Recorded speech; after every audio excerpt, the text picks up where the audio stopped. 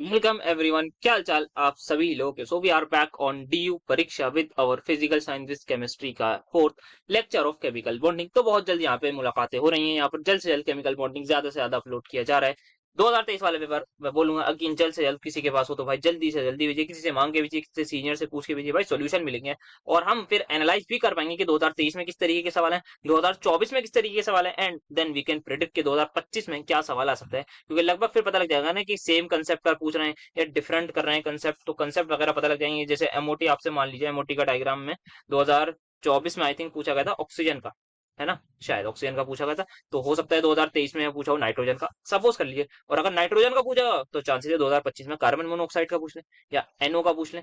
ऐसा इस तरीके से हम गेस करने की कोशिश करेंगे कि क्या क्या पॉसिबिलिटीज हैं। तो पॉसिबिलिटीज से भी फिर आपको आइडिया हो कि हाँ किस तरीके से चलना है। बाकी ये चार जो लेक्चर है भाई, डेप्थ में केमिकल बॉन्डिंग पढ़ लिया है। पीएचडी बोल सकता हूँ मैं आपके लेवल पर कि पीएचडी मतलब थोड़ा सा एक्सेजरेट करने के लिए कि पीएचडी इन केमिकल बॉन्डिंग यहाँ पर आपको करा दी गई है। इससे बाहर सवाल आने के चांसेस बहुत कम है, मतलब कुछ कुछ आते हैं बट मैक्सिमम सवाल इसी लेक्चर में से आपको कहीं ना कहीं मिलेंगे। वीएसीपीआर का आपको क्वेश्चन इसी लेक्चर से मिलेगा, मतलब इन्हीं लेक्चर से, पार्ट 3 में है या 2 में, हाँ 2 में आपको केमिकल बॉन्डिंग से देखा जाए उसका, that is born ever cycle का बहुत चांस है इसी से देखने को मिले।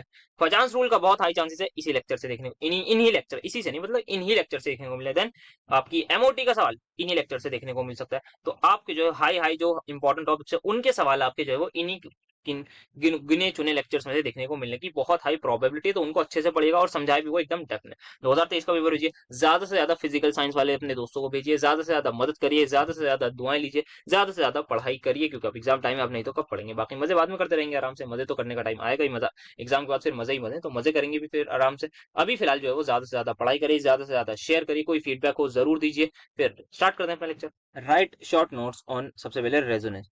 तो रेजोनेंस क्या होती है? सबसे पहले किताबी भाषा की, जब आप देख सकते हैं दो या ज्यादा स्ट्रक्चर किसके, एक ही मॉलिक्यूल या एक ही आयन के, एक या एक से ज्यादा स्ट्रक्चर किसके, या तो मॉलिक्यूल हो कोई या फिर कोई आयन हो, ऑब्वियसली आइडेंटिकल ज्योमेट्री होती है, possessing same number of paired electron but different in pairing arrangement of these electron, these are called as resonating structures or canonical structure and the phenomena is said to be the resonance। ठीक है, resonance को आप दूसरी भाषा में ये बोल सकते हैं कि एक तो जो थोड़ी ऑर्गेनिक की भी हो जाती है, डीलोकलाइजेशन ऑफ पाई इलेक्ट्रॉन्स, ये भी आप बोल सकते हैं। तो दूसरा आप ये बोल सकते हैं कि किसी भी कंपाउंड का जब किसी भी कंपाउंड का एक स्ट्रक्चर उसकी सारी प्रॉपर्टीज को एक्सप्लेन नहीं कर पाता, जब किसी भी कंपाउंड किसी भी मॉलिक्यूल का एक स्ट्रक्चर उसकी जितनी भी प्रॉपर्टीज हैं उन सभी प्रॉपर्टीज को एक्सप्लेन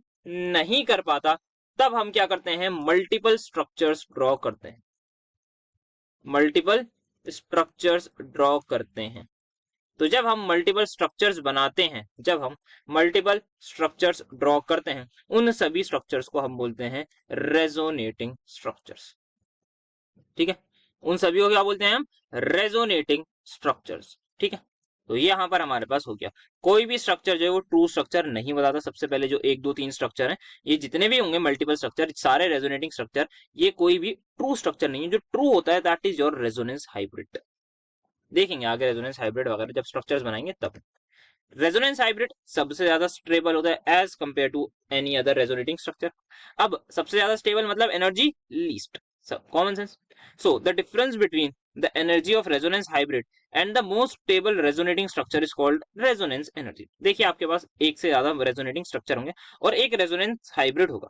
अभी के लिए रेजोनेंस हाइब्रिड के बारे में कुछ भी भूल जाइए, बस एक रेजोनेंस हाइब्रिड है, उसकी कुछ एनर्जी होगी, जो मैंने बात बताई वो आपको पता है। क्या पता है आपको कि सबसे ज्यादा स्टेबल होता है और किससे, सारे रेजोनेटिंग स्ट्रक्चर से। अभी के लिए सब भूल जाइए कि एक रेजोनेंस हाइब्रिड है, उसकी कुछ एनर्जी है, बस आपको ये पता है कि हाँ वो सबसे ज्यादा स्टेबल है।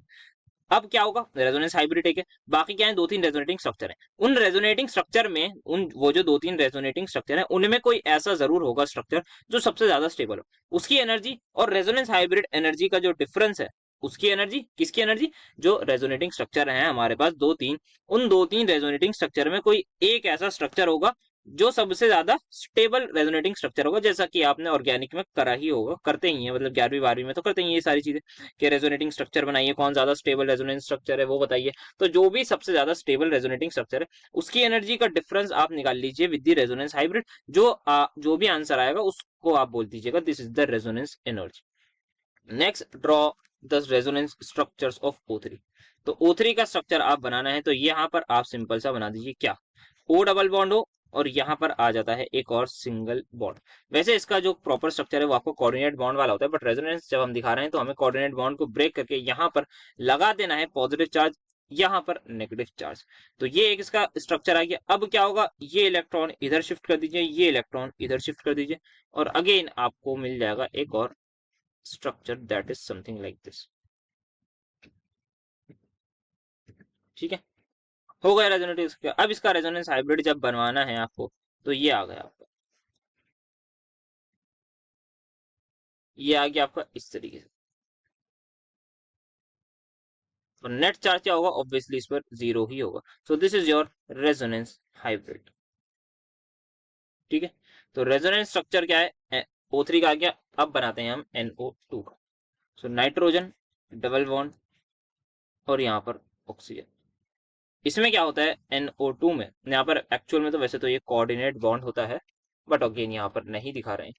सो NO2 का स्ट्रक्चर जब आप बनाएंगे कैसा वाला, उसमें सबसे पहले एक अनपेयर्ड इलेक्ट्रॉन होगा। क्या होगा, एक अनपेयर्ड इलेक्ट्रॉन होता है किसमें, NO2 में, और यहाँ पर आपको जनरली एक कोऑर्डिनेट बॉन्ड ही देखने को मिलता है। तो एक तरीका शो करने का कि आप कोऑर्डिनेट बॉन्ड बनाएं यहाँ पर, फिर नेक्स्ट टाइम क्या करें कि यहाँ पर, अच्छा ये तो दो इलेक्ट्रॉन्स होंगे, ये आपका इस साइड कोऑर्डिनेट बॉन्ड आ गया, एंड देन ये और ये। ठीक, और क्या आप शो कर सकते हैं, एक तरीका ये होता है कि आप डबल बॉन्ड हो इधर, यहाँ पर आप एक पॉजिटिव चार्ज शो करें और यहाँ पर नेगेटिव, कि एक इलेक्ट्रॉन जो इसने लॉस कर रखा है। ये एक और तरीका होता है शो करने का टू योर रेजोनेटिंग स्ट्रक्चर। तो ये आपके दो तरीके हैं NO2 के रेजोनेंस स्ट्रक्चर शो करने के। तो यही थे हमारे पास। और बाकी NO2 नेगेटिव आ गया, अगर NO2 नेगेटिव आ गया तो वो तो आई थिंक और भी ज्यादा इजी होगा, तो आप उसमें आराम से शो कर सकते हैं NO2 नेगेटिव कुछ इस तरीके से।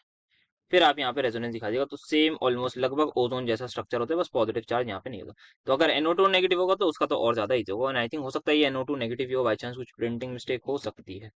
Next carbonate ion and thiocyanate ion. तो CO3 नेगेटिव का स्ट्रक्चर सबसे पहले बनाए तो ये होता है, बारी बारी से इसको इधर उड़ाइए, इसको इधर उड़ाइए,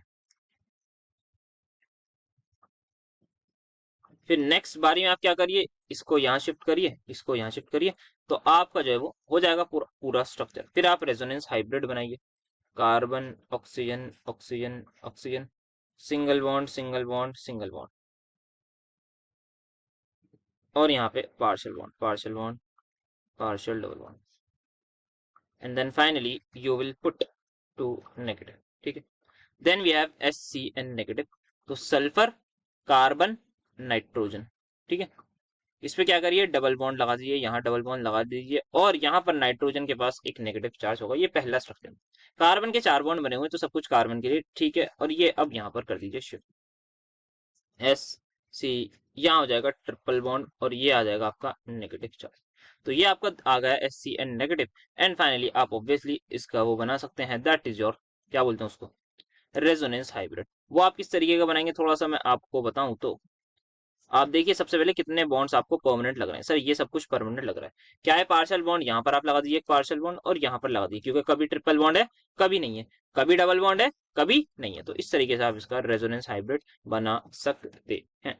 तो ये हो गए हमारे कुछ रेजोनेटिंग स्ट्रक्चर। कार्बोनेट आयन का अगेन पूछा गया है तो इंपॉर्टेंट है, देख लीजिएगा, आया हुआ है, बना भी रखा है, बता दिया ना एक और आप कैसे बनाएंगे। ठीक है, तो हो गया है। नेक्स्ट, अब हमें शॉर्ट नोट लिखने को किन्हीं 2 3 4 चीजों पर। तो सबसे पहली चीज क्या है, तो सर सबसे पहली चीज हमारे पास ये है कि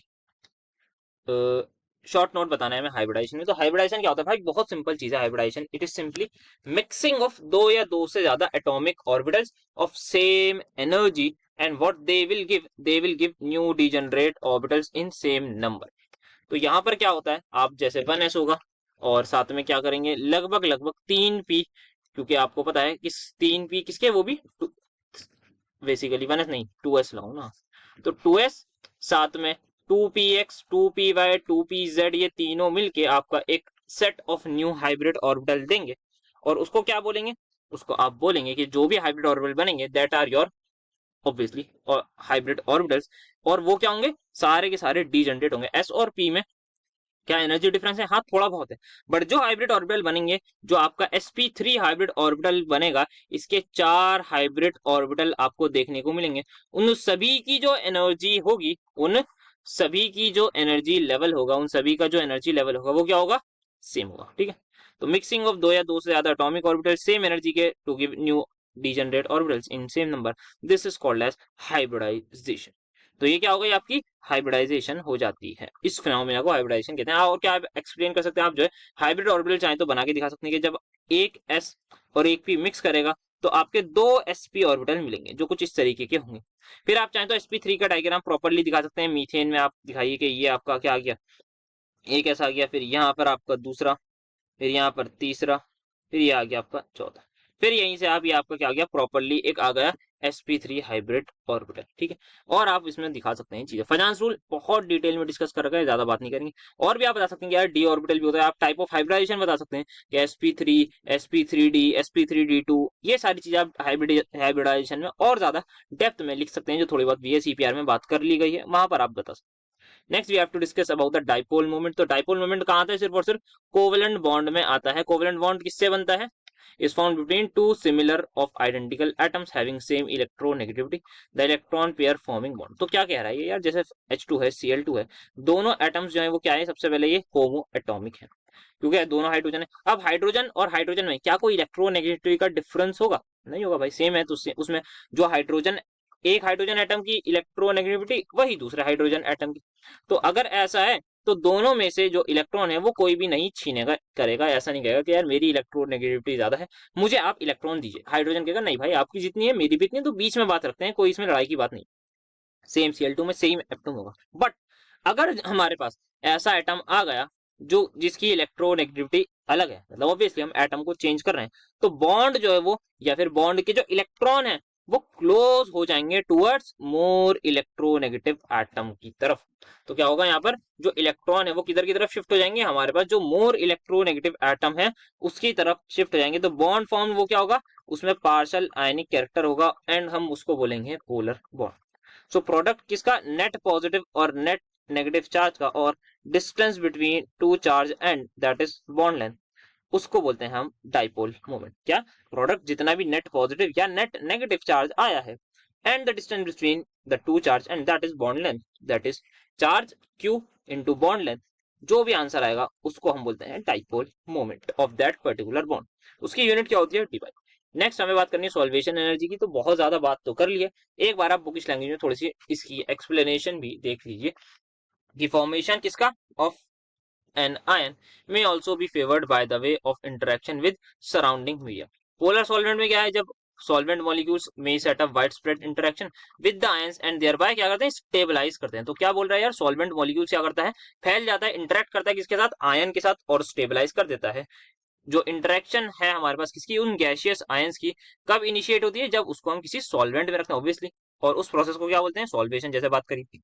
और जो भी एंथैल्पी चेंज होगा उस प्रोसेस का, that is said to be your solvation energy या फिर सॉल्वेशन एंथैल्पी। तो जो भी एंथैल्पी चेंज आएगा आपके पास उस प्रोसेस में, उसको बोलेंगे सॉल्वेशन एनर्जी। ठीक है जी, आसान है? हाँ सर। नेक्स्ट आगे बढ़ते हैं, linear combination of atomic orbital. Resonance energy की तो बात हमने कर ली है कि एनर्जी डिफरेंस किस किस के बीच का होता है, ये आप मुझे बताएंगे। तो लीनियर कॉम्बिनेशन क्या होता है एटॉमिक ऑर्बिटल का? आपको पता है ये MOT का टॉपिक है, थोड़ा इंपॉर्टेंट रहता है, तो इसको भी जरा ध्यान से देखिएगा। क्या करता है? प्रोवाइड्स, इससे हमें मैथमेटिकल वे मिलता है टू डिस्क्राइब मॉलिक्यूलर ऑर्बिटल। जैसे हम बोलते हैं कि आप सभी को पता है जो एटम्स, जो इलेक्ट्रॉन्स है वो आपकी वेव फॉर्म, वेव नेचर भी होता है। तो वेव नेचर से ये कहीं ना कहीं रिलेटेड होता है कि वेव्स बनती हैं। आपको पता है ये वेव बनी, इसमें पॉजिटिव नेगेटिव इस तरीके से आप साइन लगाते हैं। ठीक है, तो अब क्या है? तो अब साइन तो लगा देंगे। नाउ क्या होगा जब एटॉमिक ऑर्बिटल्स कंबाइन करेंगे? तो वो क्या करते हैं? इंटरफेयर करते हैं कंस्ट्रक्टिवली और डिस्ट्रक्टिवली। ठीक है, जैसे कि ये आपका आया क्या? पॉजिटिव नेगेटिव, एक वेव आई, दूसरी वेव भी ऐसी ही है। अगर आप इन दोनों को ऐड करेंगे तो नेट जो आपको आएगा कुछ इस तरीके की आपको वेव मिल जाएगी। This is your constructive interference. But अगर इसका उल्टा हो जाए कि यहाँ ऊपर पहले नेगेटिव आ जाए फिर पॉजिटिव, तो मैं जल्दी से दिखा रहा हूँ कि क्या होगा छोटा सा फॉर्म में। ये नेगेटिव ये पॉजिटिव और ये एज इट इज आया तो आपका जो है वो ये जो वेव है इसका साइज छोटा हो जाएगा कुछ इस तरीके से। बेसिकली आप सबट्रैक्ट कर रहे हैं, तो this is your destructive interference. लिखते कैसे हैं, जैसे कोई भी वेव है हमारे पास या कोई भी एटम है, उसका एक एटम है ए, उसका वेव फंक्शन हम बोलते हैं साई ए, और साई भी उस दूसरे एटम का। तो अगर हमारे पास कंस्ट्रक्टिव इंटरफेरेंस हुआ है तो हम बोलते हैं जो साई ए है वो इक्वल होगा साई ए प्लस साई बी के, साई ए बी बेसिकली। और अगर हमें डिस्ट्रक्टिव इंटरफेरेंस की बात करनी है तो साई स्टार ए बी वो आपका इक्वल होता है साई ए माइनस साई बी। जब हमारे पास कंस्ट्रक्टिव इंटरफेरेंस होता है तो हमें मिलते हैं ऑर्बिटल्स जो होते हैं बॉन्डिंग मॉलिक्यूलर ऑर्बिटल, और जब हमारे पास डिस्ट्रक्टिव इंटरफेरेंस होते हैं तो हमें क्या मिलते हैं एंटी बॉन्डिंग मॉलिक्यूलर ऑर्बिटल, जिसकी एनर्जी क्या होती है ऑब्वियसली ज्यादा होती है, ये हम सभी को पता है। और लोअर एनर्जी होती है, पूरी एमओटी में तो डिटेल में बात कर ही रखी है, तो इसमें आप ज्यादा डिटेल में बात नहीं करेंगे क्योंकि तो क्या होता है लीनियर कॉम्बिनेशन आई होप समझ में आ गया होगा। नेक्स्ट अब हमें दिखाना है कि कौन कौन से कॉम्बिनेशन अलाउस है कौन कौन से नहीं है, किस तरीके से कॉम्बिनेशन होते हैं।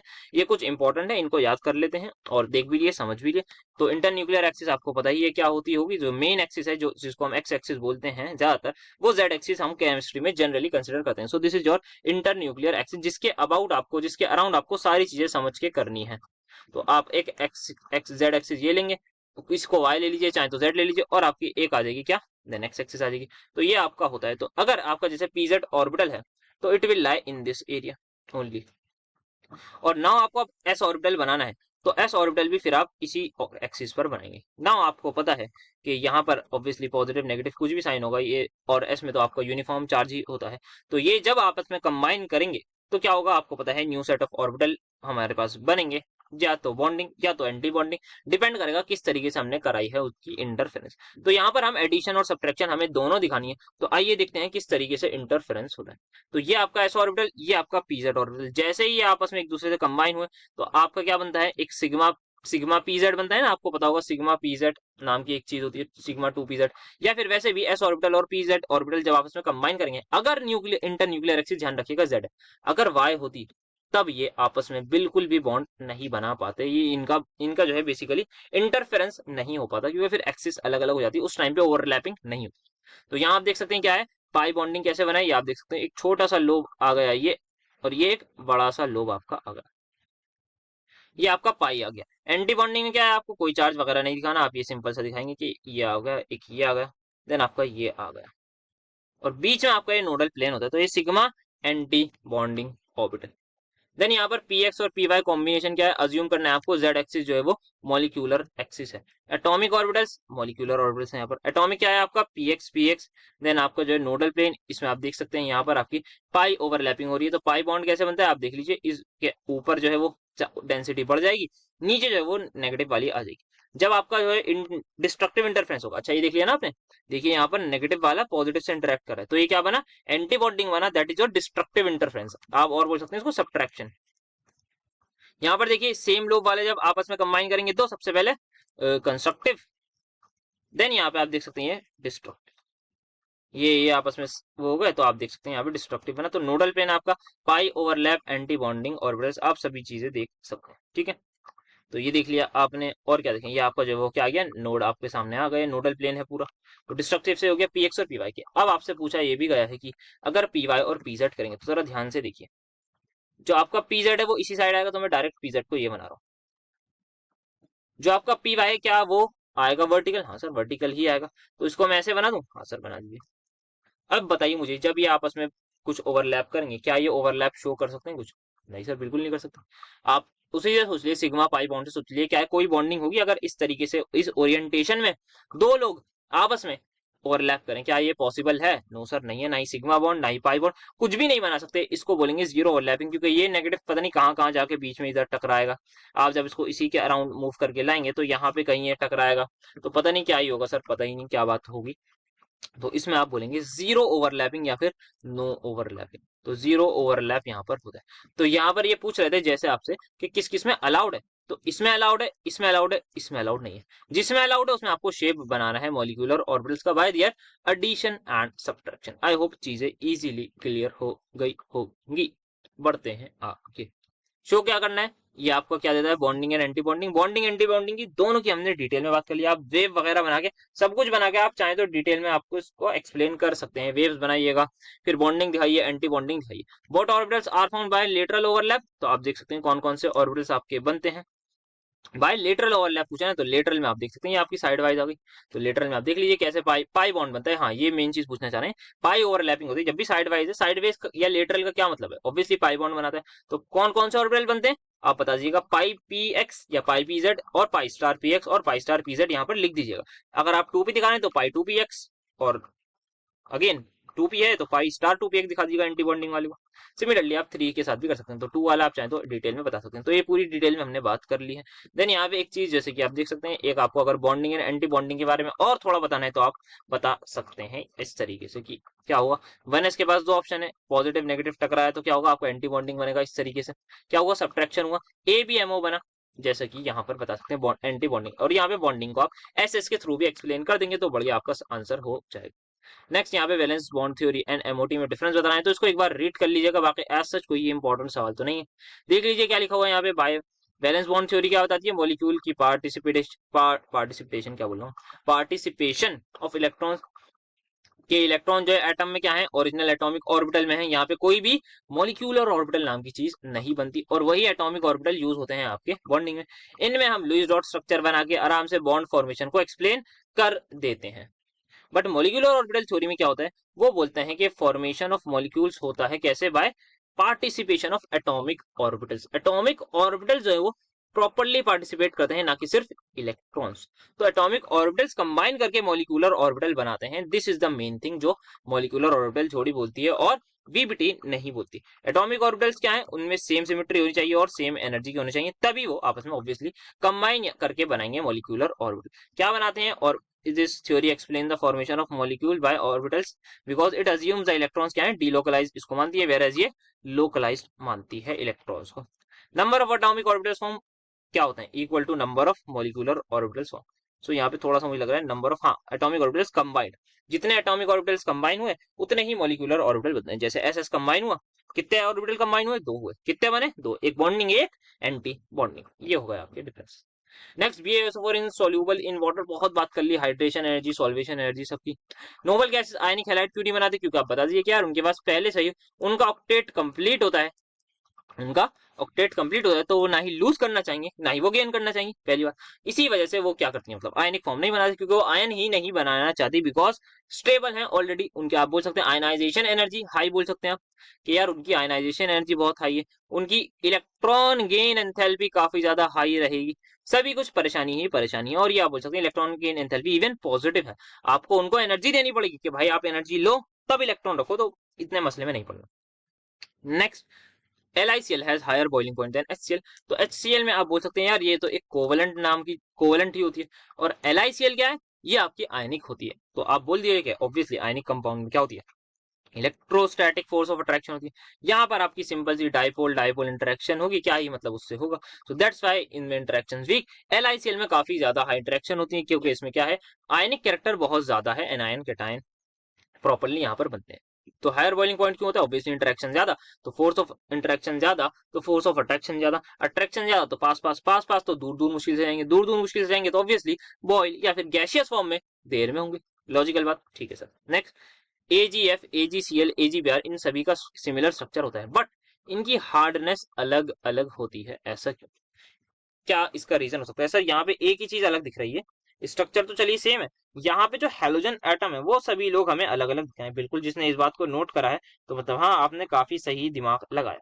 तो क्योंकि यहाँ पर हमारे पास क्या है, कौन अलग है, यहाँ पर कौन अलग है, यहाँ पे हेलोजन एटम अलग है, एक फ्लोरीन है, एक क्लोरीन है, एक ब्रोमीन है। क्या इन सभी के साइज अलग अलग हैं, यस सर। तो अगर हमारा साइज ऑफ एनायन इंक्रीज हो रहा है तो क्या होगा सर, जैसे जैसे साइज ऑफ एनायन इंक्रीज होगा वैसे वैसे कोवलेंट नेचर इंक्रीज होगा, और जैसे जैसे कोवलेंट कैरेक्टर इंक्रीज होगा वैसे वैसे फोर्स ऑफ अट्रैक्शन क्या होगा बताइए सर, रिलेटिवली डिक्रीज होता जाएगा, आयनिक में स्ट्रांग होता है। तो एजीएफ में आयनिक कैरेक्टर बहुत ज्यादा, मतलब molecules pass pass, strong force of attraction, अगर स्ट्रॉन्ग फोर्स ऑफ अट्रैक्शन है तो क्या होगा, हार्ड ज्यादा होगा। क्या ये चीज सभी को क्लियर हो या नहीं, बोलिए यस हो। सर हो गई, बहुत आराम से, इजी बात थी, इजी भाषा में समझ गए, पचास रूल लगा। और कुछ तो आई डोंट थिंक बोल सकते हैं, और क्या आप चाहें तो बोल सकते हैं कि मतलब ठीक है, तय ठीक है, और क्या ही बोलेंगे, लैटिस एनर्जी पे छोड़ो इसको, को फजांस रूल से निपटा दीजिए। Then silver halide has lattice energy similar to alkali halide, जैसे कि हमने बात करी थी कि AgCl और NaCl की लैटिस एनर्जी लगभग सिमिलर है, बट वह इनसोल्यूबल क्यों होती है, इस सभी का रीजन हमने डिटेल में बात कर ली है, आपको पता है। बस ये क्वेश्चन घुमा फिरा के पूछा गया तो इंपॉर्टेंट सवाल यहाँ पे बन जाता है, क्योंकि हमने इसको दूसरी बार देख लिया, तो तीसरी बार भी ये आ सकता है, उसमें कोई भी बड़ी बात नहीं है। तो तैयार रखिएगा इस कॉल को, लैटिस एनर्जी, हाइड्रेशन एनर्जी या सॉल्वेशन एनर्जी की यहाँ पर हमने बात करनी है, जो कि हम कर चुके हैं, तो आप लोग कर लीजिएगा, समझ के इसको आंसर को लिख दीजिएगा। Next, limitations of VBT। एक इंपॉर्टेंट इसकी लिमिटेशन सबसे पहले जो ये रहती थी, इसके मुताबिक, किसके, VBT के मुताबिक जो ऑक्सीजन है वो डायामैग्नेटिक होनी चाहिए, वो डायामैग्नेटिक होनी चाहिए, किसके according to VBT O2 should be diamagnetic, but ऐसा नहीं होता, एक्चुअल में क्या होता है ये, इट इज पैरामैग्नेटिक। तो यहां पर ये चीज एकदम गलत हो गई कि ये डायामैग्नेटिक नहीं है, ये पैरामैग्नेटिक है। किसने बताया हमें, MOT ने तो बाद में बताया है, बट हमने एक्सपेरिमेंटली देखा था ये, पहले ही हमने देखा यार, एक्सपेरिमेंटली करा है। VBT बोल रही है ऑक्सीजन डायामैग्नेटिक है, बट लिक्विड ऑक्सीजन ली हमने एक कंटेनर में, उसके बराबर में मैग्नेट लगा दिया, भाई सारे के सारे उसी उसी मैग्नेट के पास आ गए, तो इसका मतलब क्या है, वो पैरामैग्नेटिक है। समझ आया या नहीं, समझ में आया, समझाऊं या फिर, लिक्विड ऑक्सीजन ली यहाँ पर, आपने लिक्विड ऑक्सीजन डाली यहाँ पर सारी, एकदम से आप जैसे ही मैग्नेट लाए यहाँ पर, ये आया अप्लाई, सारी की सारी जो ऑक्सीजन थी वो साइड आ गई, तो इसका मतलब क्या है, पैरामैग्नेटिक, एक्सपेरिमेंटली पता लगा। तब MOT ने एक्सप्लेन करा कि वो कैसे पैरामैग्नेटिक है, ठीक है। तो एक लिमिटेशन ये थी। दूसरी इसकी लिमिटेशन ये थी कि यार ये आपकी ऑड इलेक्ट्रॉन स्पीशीज जो है, जो आपकी ऑड इलेक्ट्रॉन स्पीशीज जो है उनके बारे में एक्सप्लेनेशन नहीं दे पा रही थी, जैसे कि NO2 वगैरह, इनके बारे में कोई एक्सप्लेनेशन नहीं दे पा रही थी। देन ये फ्रैक्शनल बॉन्ड ऑर्डर मॉलिक्यूल्स को भी नहीं बता पाती कि फ्रैक्शनल बॉन्ड ऑर्डर भी कुछ एग्जिस्ट करता है, जैसे कि आपने रेजोनेंस से लेके MOT में देखा है, तो फ्रैक्शनल बॉन्ड ऑर्डर को भी एक्सप्लेन नहीं कर पाई थी। बाकी और कोई लिमिटेशन आपके टीचर ने बताई हो तो उसको जरूर कंसिडर करिएगा, जरूर यहाँ पर लिखिएगा अपने आंसर में, वैसे तो लेस इंपॉर्टेंट सवाल रहता है। Then LiCl and SRO, lithium chloride and strontium oxide, same structure है इनका NaCl का, ठीक है। आपके मुताबिक बताइए यार कौन हार्ड होगा और क्यों। तो सर स्ट्रक्चर अगर सेम है तो हार्डनेस कैसे बताएं, सोचिए, अगर स्ट्रक्चर हमारे पास सेम है तो हार्डनेस कैसे बताएं, सिंपल सी बात है यार, LiCl में क्या है sir, lithium positive chloride positive, ये हाँ सर, यहाँ क्या है, 2 पॉजिटिव 2 नेगेटिव, सोच के बताइए क्या होता है सर, यहाँ पर जो है वो चार्ज ज्यादा है, तो charge directly proportional to hardness आपका हो जाएगा। यहाँ पे क्या है, स्ट्रॉन्ग फोर्स ऑफ इंटरेक्शन होगी, क्योंकि चार्ज जो है वो डबल है, चार्ज डबल है तो ज्यादा फोर्स ऑफ अट्रैक्शन, ज्यादा फोर्स ऑफ अट्रैक्शन तो एनायन कैटायन पास तो ज्यादा हार्ड होंगे। तो लगभग आपके बहुत सारे आंसर इसी 2-4 चीजों से रेजोनेट करते रहते हैं। Now we have to discuss what is the name of the intermolecular force, किस इंटरमोलिक्यूलर फोर्स कौन सा, caused by instantaneous dipoles in the molecules, इसकी इंपॉर्टेंस हमें बता। तो व्हाट दे आर सेइंग कि आप सबसे पहले नेम बताइए किसका, जहां पर इंस्टेंटेनियस डाइपोल का मतलब है, एक डाइपोल ये होता है जो HCl में है ही है, ये परमानेंट डाइपोल है, ये कोई इंस्टेंटेनियस डाइपोल नहीं है, ये डाइपोल आपको मिलेगा, बट इंस्टेंटेनियस डाइपोल आपको या तो नोबल गैस, या फिर अगर मैंने H में किसी तरीके से कुछ ऐसा करके हल्का सा delta negative delta positive character develop कर दिया, तो ये इंस्टेंटेनियस कुछ इंस्टेंट के लिए डाइपोल बनता है, ऐसा नहीं हमेशा से बनता है। वो कैसे बनता है उसके बारे में थोड़ी सी अगर मैं बात करूं, तो इसका नाम सबसे पहले बता दूं, इसका नाम आपको मिलता है देखने को, लंदन डिस्पर्जन फोर्स या फिर वंडरवॉल फोर्स भी, लंदन डिस्पर्जन फोर्सेस या फिर वंडरवॉल फोर्सेस भी, ये आपके सभी मॉलिक्यूल में प्रेजेंट होते हैं, एंड मोस्ट सिग्निफिकेंटली जहां पे आपके नॉन पोलर, जैसे कि हाइड्रोजन H2 को मैंने लिख रखा है, तो ये फोर्सेस आपके नॉन पोलर मॉलिक्यूल्स में मिलते हैं। किस वजह से आते हैं ये, टेम्पररी फ्लक्चुएशन, जैसे मैंने बताया ना, हल्का सा इलेक्ट्रॉन शिफ्ट हो जाएगा किधर भी, तो उधर हल्का सा डेल नेगेटिव, हल्का सा delta positive at some moment, at for some instant के लिए, कुछ इंस्टेंट के लिए आएगा। तो that's why we are saying this is your instantaneous dipole. क्यों होता है यार? अगर मैं इसको एक्सप्लेन करूं थोड़ा, जैसे H2 है, इसके पास में क्लोराइड आयन को ले आया, तो ये वाला इस देखिएगा कि यार इस पर तो नेगेटिव चार्ज है, और ये क्या होगा, इसको लालच आएगा, तो ये चाहेगा कि यार इससे कहीं ना कहीं इंटरेक्ट करने की कोशिश करो, बट उसके लिए इसको पॉजिटिव चाहिए होगा कहीं, तो हल्का सा इसके ऊपर डेल पॉजिटिव इंड्यूस हो जाएगा और ये अपनी तरफ थोड़ा इलेक्ट्रॉन को खींचने लगेगा। तो इसको लालच आएगा कि यार मैं जो है ना वहां पे मुझे पूरे पूरे इलेक्ट्रॉन दिख रहे हैं, तो मैं उससे आओ थोड़ी सी बातचीत करो।